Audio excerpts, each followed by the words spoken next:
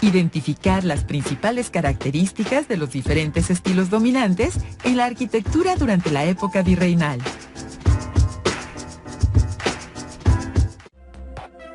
¿Qué tal, alumnas y alumnos de primer grado de secundaria? Sean bienvenidas y bienvenidos a la programación de Aprende en Casa. Una propuesta diferente para que desde su casa ustedes puedan acercarse a los contenidos de las asignaturas y áreas de segundo grado. Estos contenidos les serán de mucha ayuda en su crecimiento personal y cuando regresen a la escuela. En esta ocasión vamos a revisar las características de la arquitectura novohispana. El virreinato fue un periodo en el que se desarrollaron varios estilos arquitectónicos, cuyos edificios aún se pueden contemplar y admirar actualmente. Vamos a ver el siguiente video sobre el arte y la contrarreforma en la Nueva España.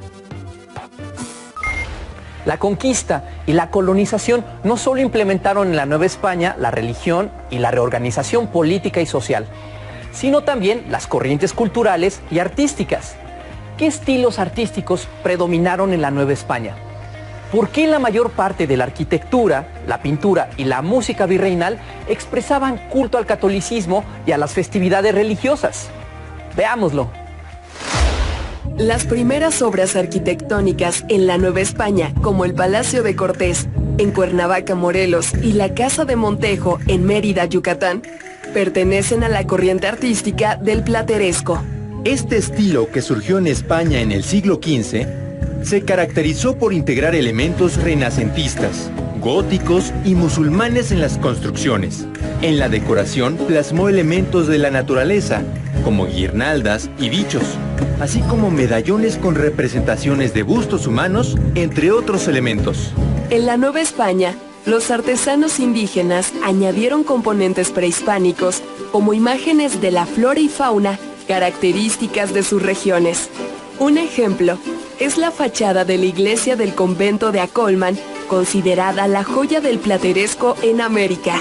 En el siglo XVI surgió en Italia el manierismo, considerado un estilo superior y refinado.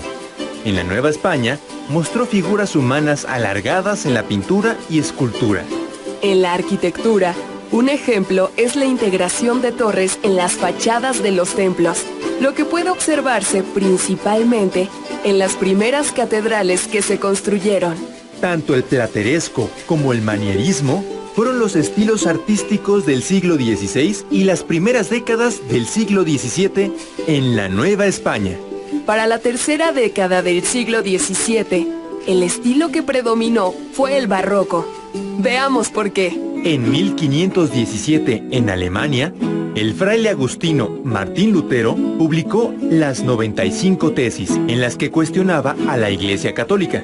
Entre otros puntos, criticaba la venta de las indulgencias, es decir, del perdón de los pecados por parte de la Iglesia.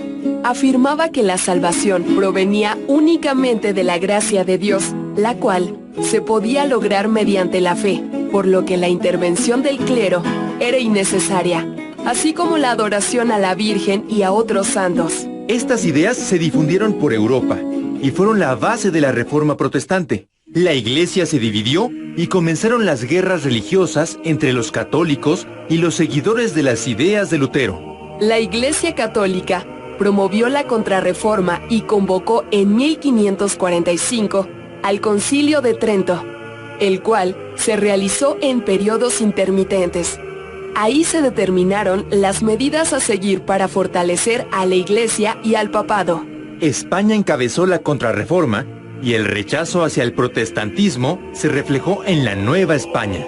Entre las medidas que siguieron estaba el fomento del arte como vehículo para propagar las ideas y valores de la fe católica, y para ello se utilizó el barroco, un estilo muy ornamentado y dramático. La arquitectura y la pintura destacaron, por lo que los muros, fachadas, así como los techos de iglesias y conventos, se llenaron de múltiples adornos e imágenes de vírgenes, santos, ángeles y escenas religiosas. Entre los principales pintores del barroco se encontraban Miguel Cabrera, Cristóbal de Villalpando, Sebastián López de Arteaga, la familia de los Juárez, los Echave y los Rodríguez.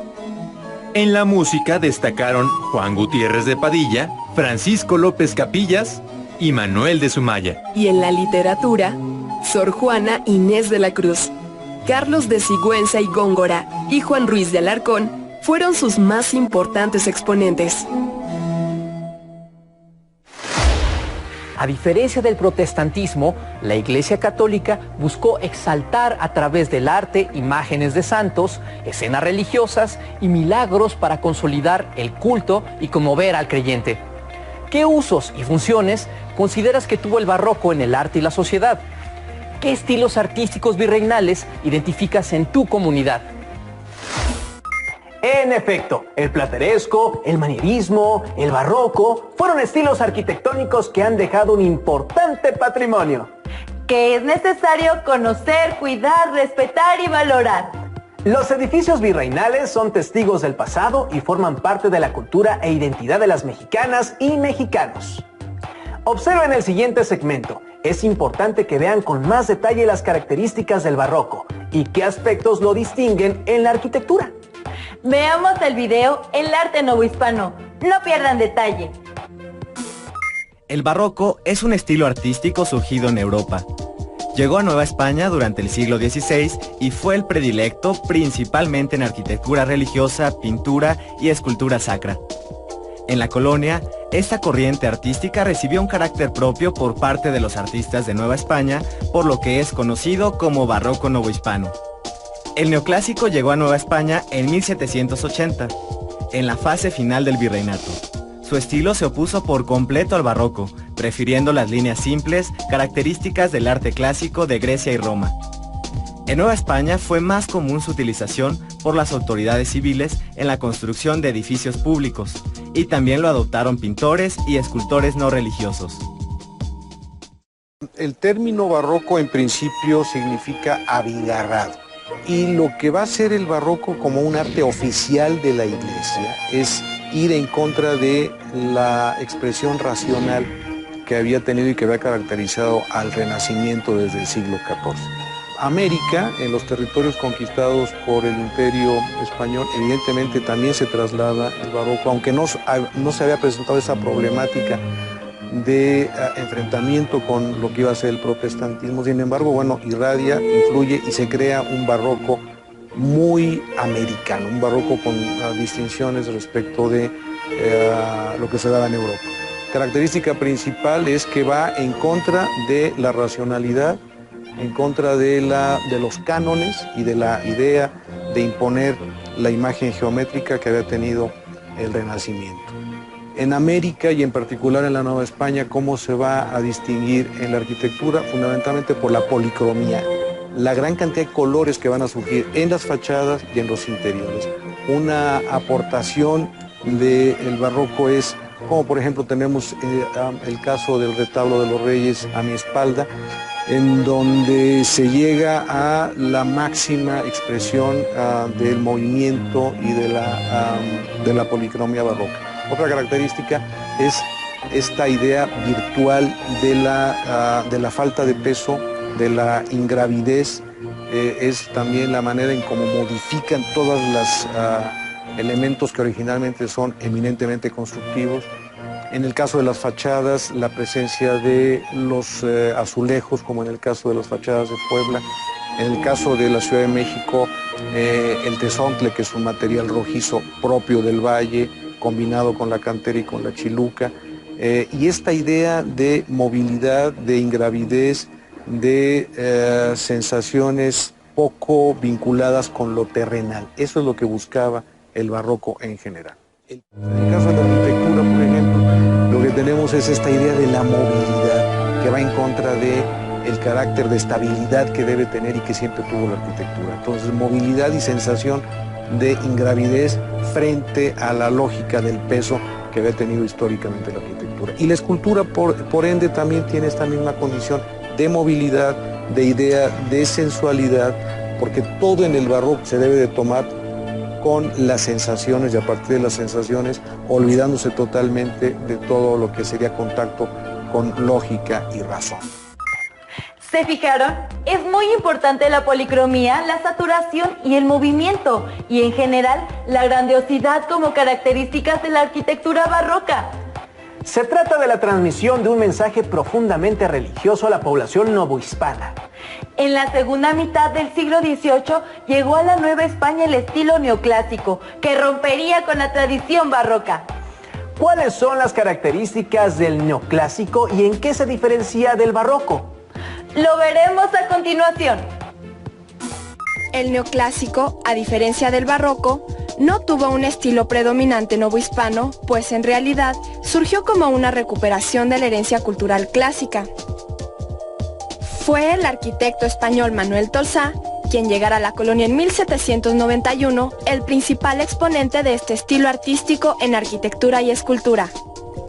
Muchas de sus obras, como el Hospicio Cabañas, el Palacio de Minería o la escultura ecuestre de Carlos IV de España, son consideradas obras maestras del neoclásico en América. Viene de una madurez intelectual que se empieza a dar también en Centro Europa.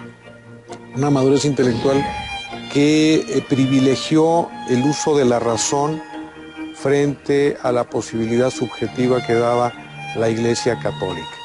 Entonces, así como el barroco había sido un arte estratégico en favor de la difusión de la Iglesia, ahora vamos a tener una posición contraria que es una vuelta a la crítica sobre la preeminencia religiosa, sobre todo de la Iglesia Católica, y igual que en el caso del barroco tendríamos varias fechas que serían determinantes.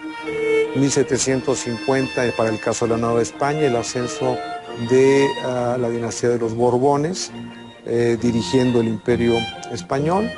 De ahí nos iríamos a 1760, el inicio de la difusión de todas las nuevas normas, de todos los nuevos códigos, las reformas borbónicas en el Imperio Español. 1767 es la expulsión de la orden jesuita.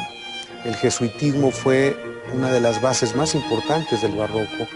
Y luego nos vamos a 1781 con la fundación de la Academia, que en una segunda instancia te trataré de comentar cuál fue la importancia que tuvo. Entonces es una versión totalmente opuesta al barroco, es una versión que trata de retomar el mundo grecolatino. Vuelve a aparecer la geometría, vuelve a aparecer con toda claridad la contundencia del medio círculo, el triángulo, la pilastra.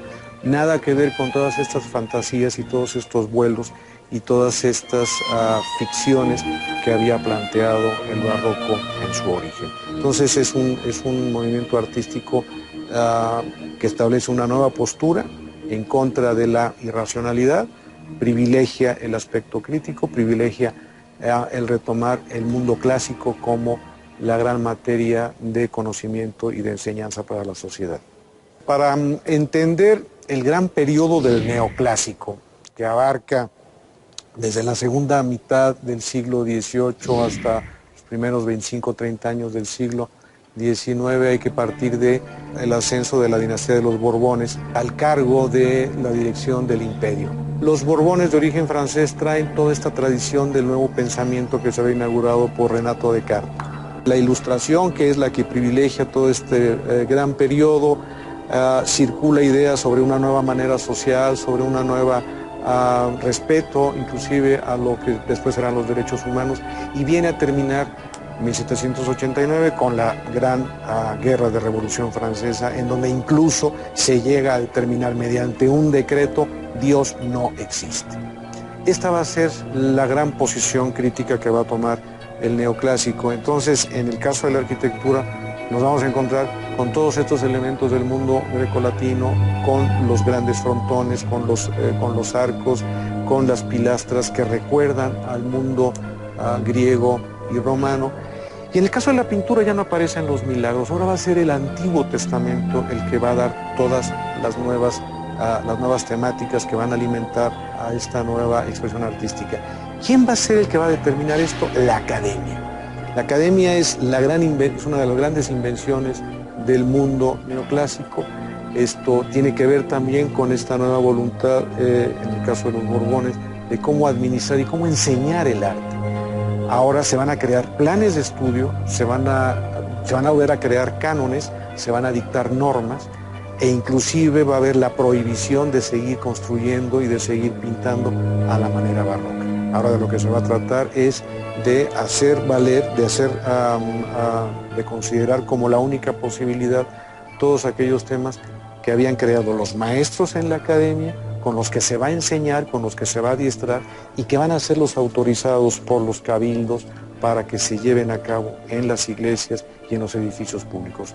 Y por último, otra de las grandes características del mundo neoclásico va a ser el que los edificios más importantes van a ser edificios civiles. Ya no va a ser la iglesia la que va a llevar la conducción de la construcción en las ciudades.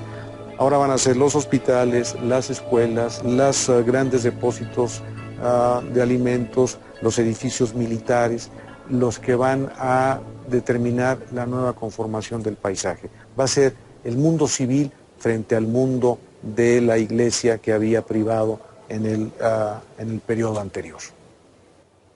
Actualmente, México conserva un gran acervo arquitectónico, pictórico y escultórico del periodo colonial, que es parte de la riqueza cultural y del patrimonio no solo nacional, sino de la humanidad.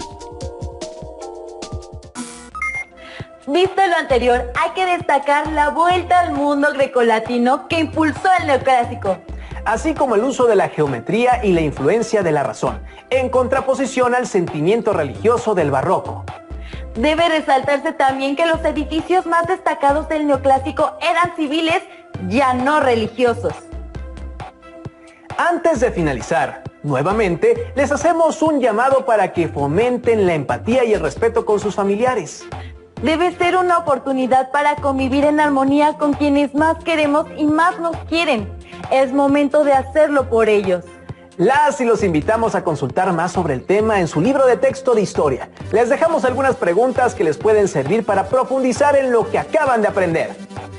¿Cuáles son las características del barroco? ¿Qué sentimientos buscaba despertar en las personas? ¿Cuáles son las características del neoclásico? ¿En qué se distingue del barroco? Guarden sus respuestas en la carpeta de experiencias y posteriormente compártanlas con sus compañeras y compañeros. ¡Hasta muy pronto!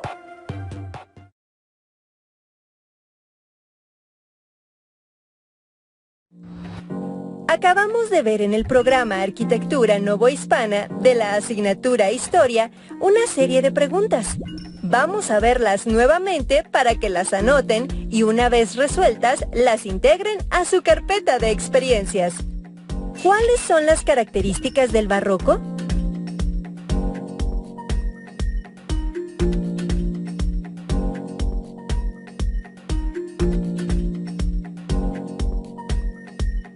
¿Qué sentimientos buscaba despertar en las personas?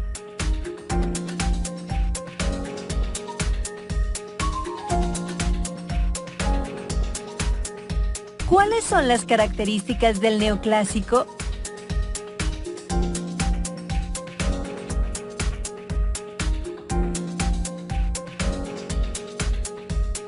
¿En qué se distingue del barroco?